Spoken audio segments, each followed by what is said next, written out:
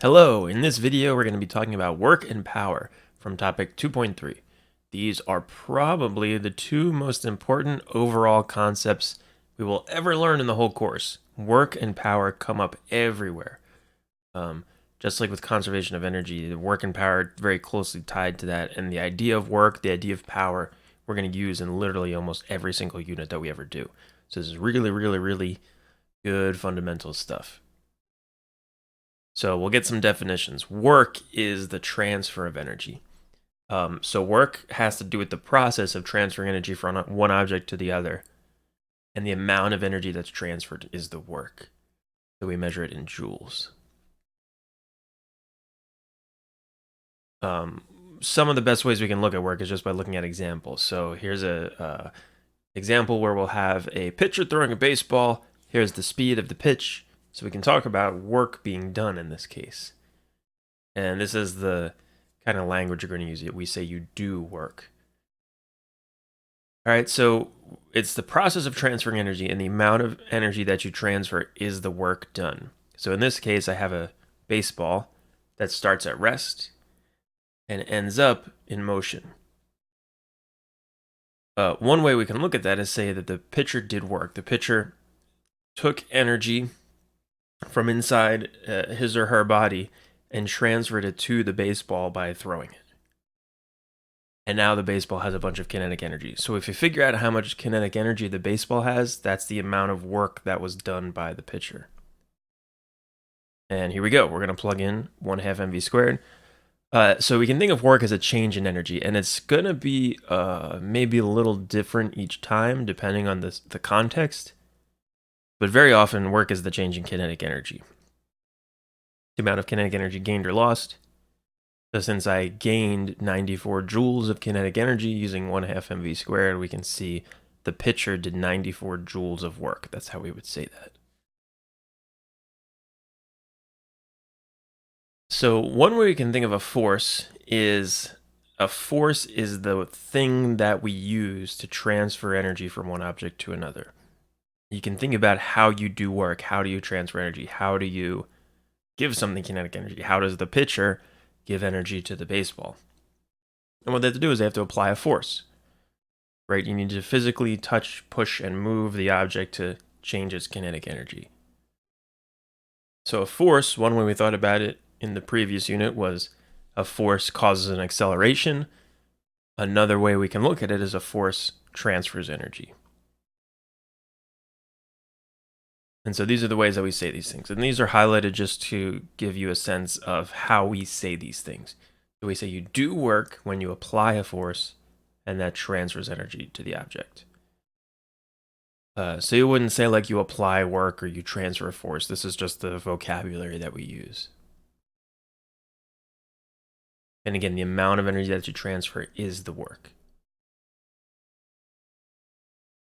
The other thing that you might think from your everyday life, if you want to transfer energy to something, you have to push the direction that you want it to move, which is maybe obvious, but if I want to speed up the baseball, my force and its displacement have to be in the same direction.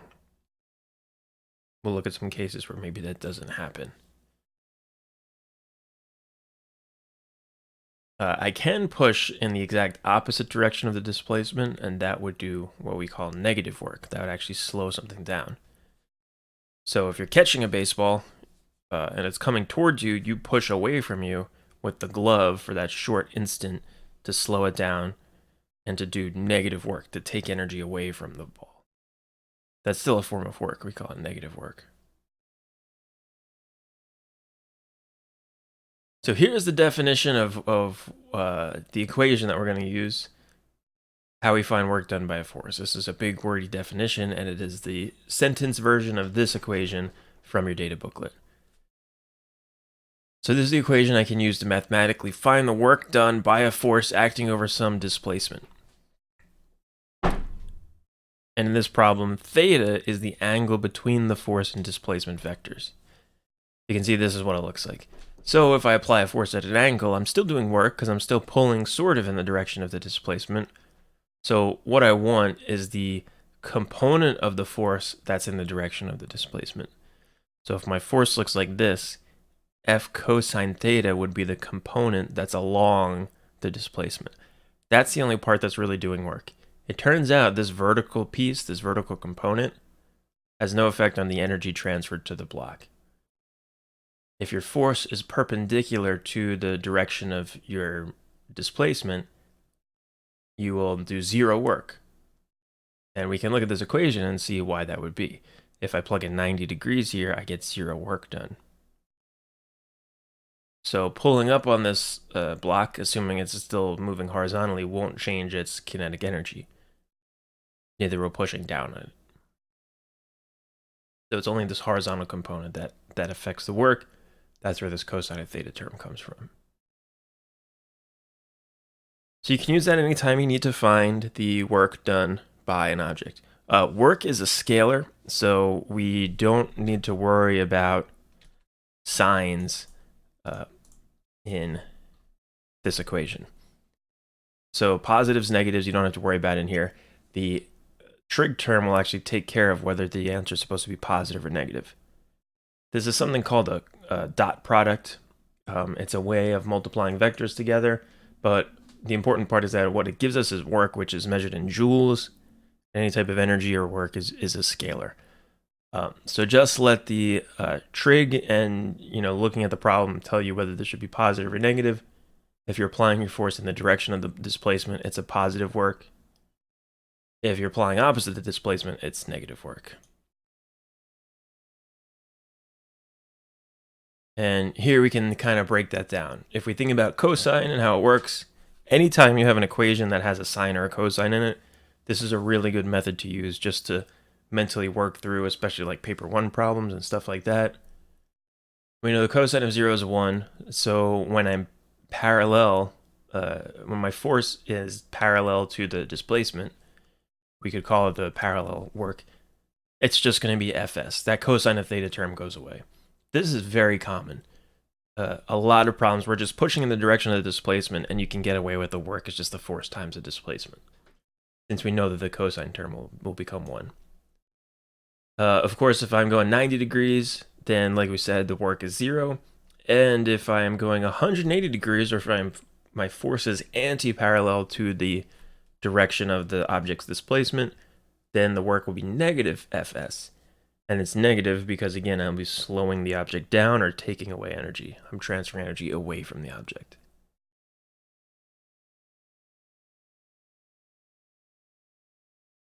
And so, again, we call that negative work. All right, let's look at an example here. A classic example with the child pulling along an icy pond. So we have an applied force, we have an angle, we have the distance the sled was pulled, and we want to find how fast the sled was going. So we want to think about what we know and what we need to find. We're given the mass, the force, and the displacement, and I need to find V. So just thinking about the tools at our disposal so far, for sure, the force and the displacement, we probably want to talk about the work done, especially because I also have the angle. And if I can find the work done, that's the transfer of energy.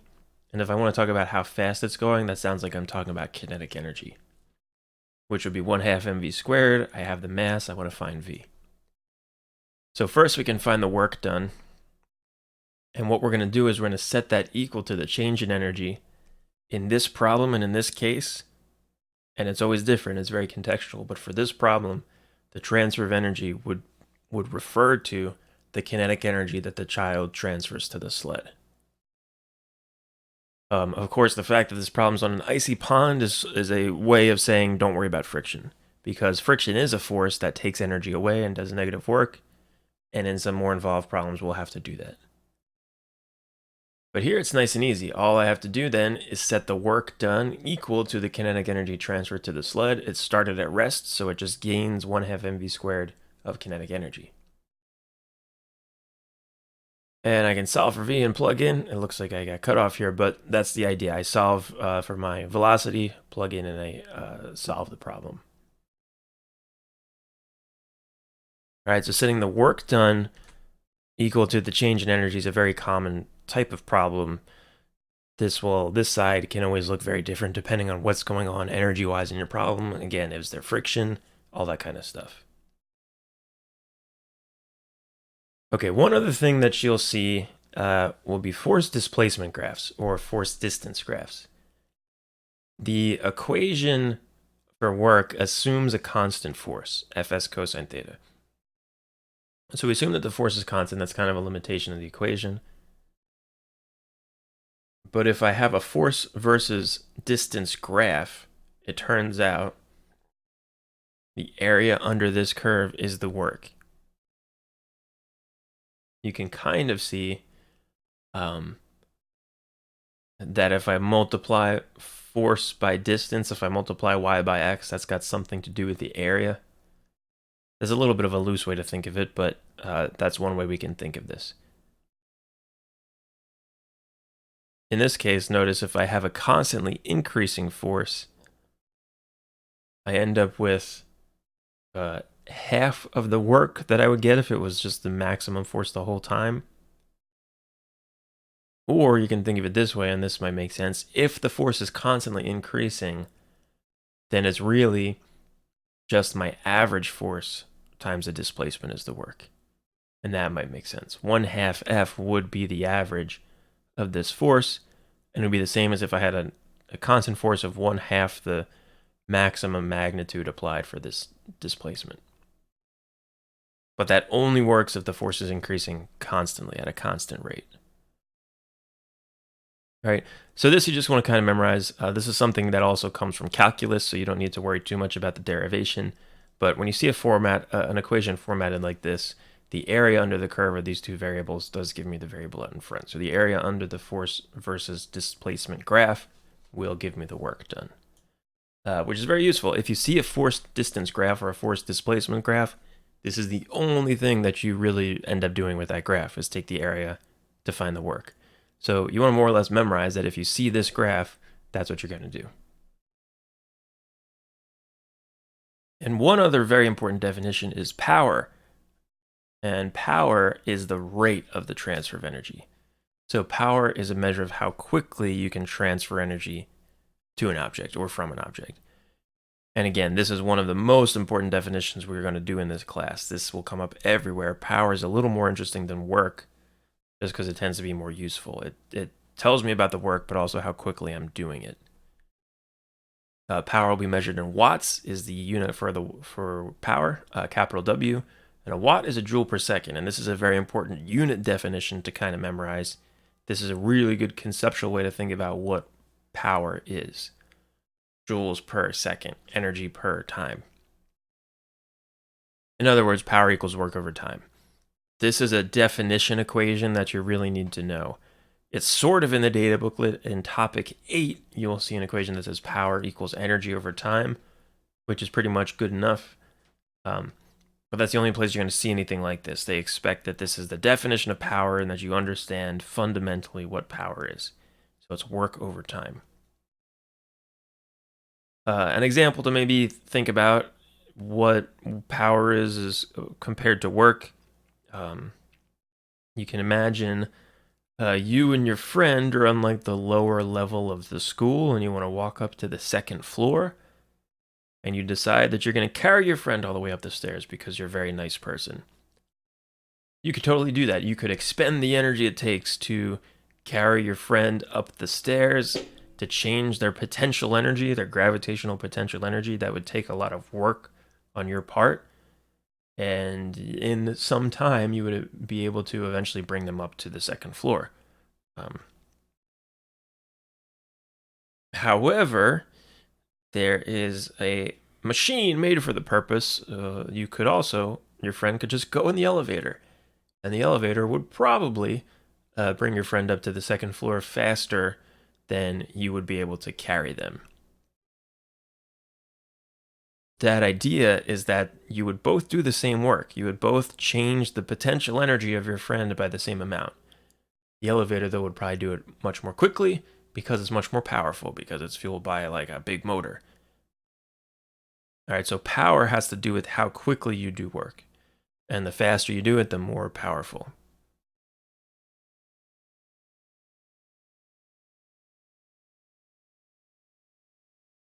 There is one equation in the data booklet for power in topic 2, and it is very dangerous. This equation has foiled many IB physics students over the year because you see a power equation, you look in the data booklet, or you see a power question, you look in the data booklet, you see this equation sticking out right in front of you, and you just use it. And it's very limited. So here are the limitations of when you can use this equation. You need to be moving at a constant speed against a resistive force. All right, so the classic example is like a train is riding down the tracks against air resistance and friction, and it's going at a constant speed. And so the idea is that it's going at a constant speed because air resistance is slowing it down and constantly taking away energy. So the engine of the train has to provide a certain amount of energy to equal out the energy that's lost due to air resistance and maybe a little bit of friction. So in this case, you can use power equals FV. This really comes from power equals, work equals force times displacement, power being work over time, and displacement over time, setting that equal to V. But S over T, working out to the same thing as velocity, only works if you're going at a constant speed. They need to be going at a constant speed against a resistive force to use this equation. So be very, very, very, very, very careful with this equation. That's the only time that you can use it. Don't let this equation ruin your day. Power is work over time. That's the first, second, and third ways you should think of it. Only use this equation if you're absolutely positively sure that both of these conditions apply, and you will be good. So there you go, work and power, where you're going to see them in many of our practice problems for the rest of time. Power and work, the energy and the transfer of energy. Have fun.